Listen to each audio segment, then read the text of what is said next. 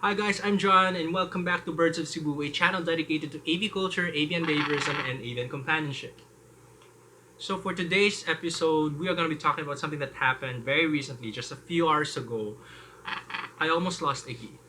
And I completely admit that it was my fault. I was too confident with what was happening and I wasn't being very careful and very, how would I say, vigilant about anything that could happen. So what happened was we were doing outdoor training. It was his first time to do outdoor training with a leash. And everything was doing very well. His long recalls were great, descending recall, all great. The problem was at one point he missed his landing and he started flying very far. And normally he would be able to land somewhere or the leash would drag him down to the floor softly. But at this time, the leash, instead of holding on, it broke off. And when the leash broke off, Iggy flew over the house, or rather flew outside the area of the house and started flying around until he finally landed somewhere I could not see him. Now, I want to give you a visual of what our area looks like so that you know where he was flying and how he was flying. So, our house is actually located on top of a mountain, or rather the side of a mountain, and across us is another mountain. So in between is actually a valley, and there are houses around there, and there are also lots of trees. There's a forest in the valley, and what I saw Iggy did was he flew outside the area of our house, flew over the valley, and he encircled the area, not really going any way higher. It was more of a very straightforward flight, and I think I can attribute that flight to the trainings that we've had. He's used to flying straight forward instead of flying up. And so he was flying straight, and I was calling him. I was saying, Iggy, come! Iggy, come! And he was trying to fly back to me. I could see that he was circling, but he was getting tired. And by the time that he was too tired, he started going down. And when he went down, he went down to an area which I couldn't see anymore. It was a blind spot. And at the back of my head, there were just so many things rushing. But of course, also that time, I will admit that when I saw him flying outdoor, that was like, wow, he looks amazing flying outdoors. And at the same time, oh my God, I could probably lose him forever. So there was a whole mix of emotions going inside my head, and I was trying to figure out what to do. But the first thing I needed to do was go to the place which I would think would be most likely where he is. And thankfully, since the area that we live in actually has roads, I was able to serve, and where he was landing on was somewhere below the valley, so I could actually walk on the side of the mountain and call him from there. And I was shouting the whole time. I almost lost my voice today. I kept calling, Iggy, come! Iggy, come! And the problem was he wasn't responding to my cries. He wasn't responding to my shouts. And I was scared that I wouldn't be able to find him at all. And that whole time I was just praying. I was just praying, and there are so many questions going on in my head. It's like, why? Why me? Why do I have to experience this? There's that whole feeling of regret. And then there was also that moment of depression where I was thinking, yeah, you know what? After this, if I don't find Iggy, I'm gonna sell all my birds. I'm gonna stop aviculture. I'm gonna stop bird training altogether. It was just an avalanche of emotions. So I was feeling very down that time, but at the same time, I had this hopeful feeling. I was like looking at the area because the valley was very enclosed, and I know that Iggy could not fly out of that area. So all I was thinking was, I know he's here. I just don't know exactly where, and I needed him to make a sound, any sound at all, so I could hear him, and then I could go to that location. But he wasn't making any sound at all. So that was like 3 hours into the running. It happened somewhere around 3 p.m. and it was already around 4:30 p.m. that and at that time I was thinking, if I can't find him, I know he will at least be more active and probably louder, hungrier in the morning. So I was thinking I'm going to go back to that area the next day at 5:30 in the morning. So that was my plan B. But I still didn't want to stop. The sun was still there. I was thinking, I'm not going to stop until the sun sets. And just when the sun started setting over the horizon, over the mountain, I was like approached by one of our neighbors, and he said, Did you lose a bird? And I said, yes, I did. And it's like, is it a big yellow bird? And I think they found the yellow part of Iggy and not really the blue part. I said, yes, a yellow and blue bird. It's like, come over, ride on my motorcycle. We're gonna go to him. We saw him. I was so happy. I was like, I knew that I was gonna find him in a sense because he was just in that area, but I didn't figure out. I didn't really think that we were gonna find him right there, and then. And so, I I rode on a motorcycle, went down to like the mid portion of the mountain, and all the neighbors were there and pointing at him like, there he is. And I was like, Iggy, come. And they were saying, oh look, he's looking at you, he's responding to you. I said, yeah, he's only going to respond to me, and I don't think he's gonna approach anyone if anyone's gonna go there. So what happened was Iggy was on the side of a cliff in between several trees, and I could see him, but there was no access path to that cliff. So what I had to do was I had to go to the road, which was on the top part, and I had to climb down, hold on to different grass, or kogon grass as we call it here, and reach out to Iggy.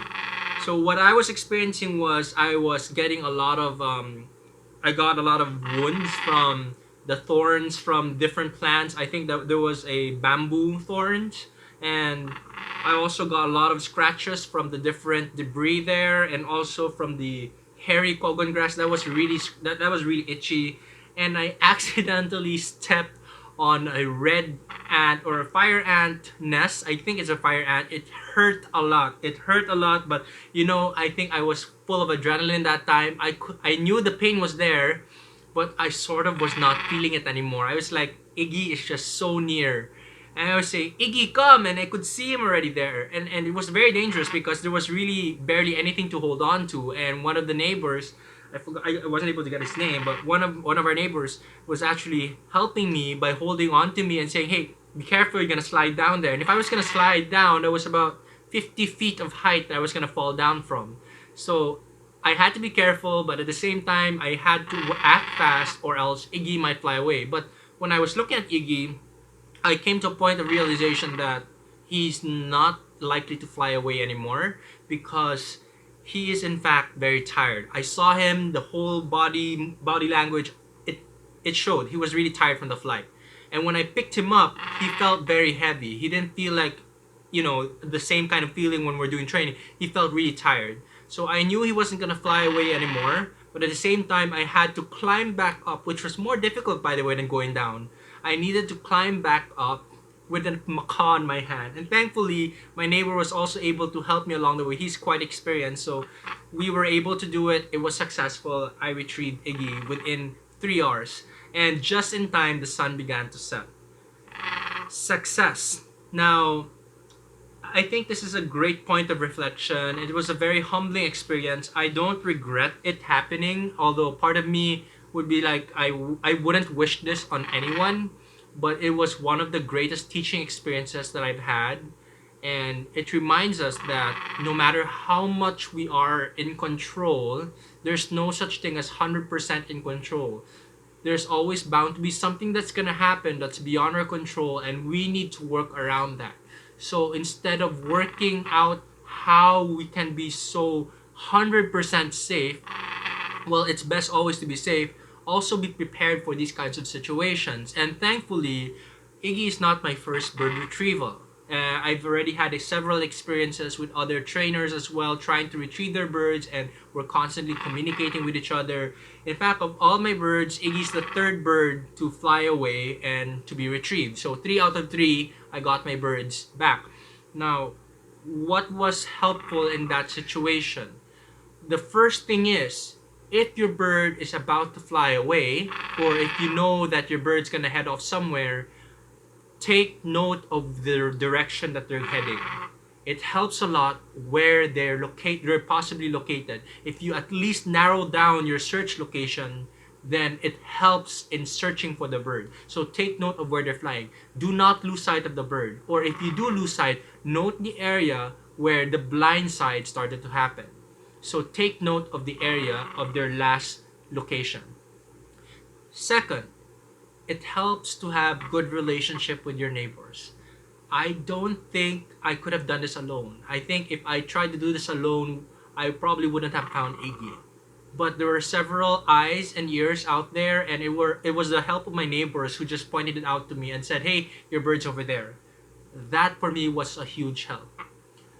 Number three is you have a good fundamental behavior in place that allows you to retrieve a bird.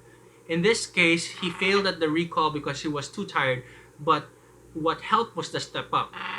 When he saw me and he was very stressed and tired from the whole situation, when he saw me, I could already see the whole change of the body movement from the stiff bird that I initially saw. He started to move and was trying to find a way to get to me, but he couldn't because it was a very narrow area with the whole vines and all the other trees and bushes. He was struggling to get to me. So what I did was reach out to him and I said, "Step up," and he immediately stood up. So this something that I felt was very helpful, having that basic fundamental training of having him to do step up. So if you do lose a bird, I can't guarantee that you will always have a success story, that the bird retrieval will happen. But if you do lose a bird, don't lose hope. I've seen a lot of trainers suddenly give up, but I've seen also trainers who retrieve their bird 1 week or 2 weeks later. One was like 3 weeks later. So don't lose hope.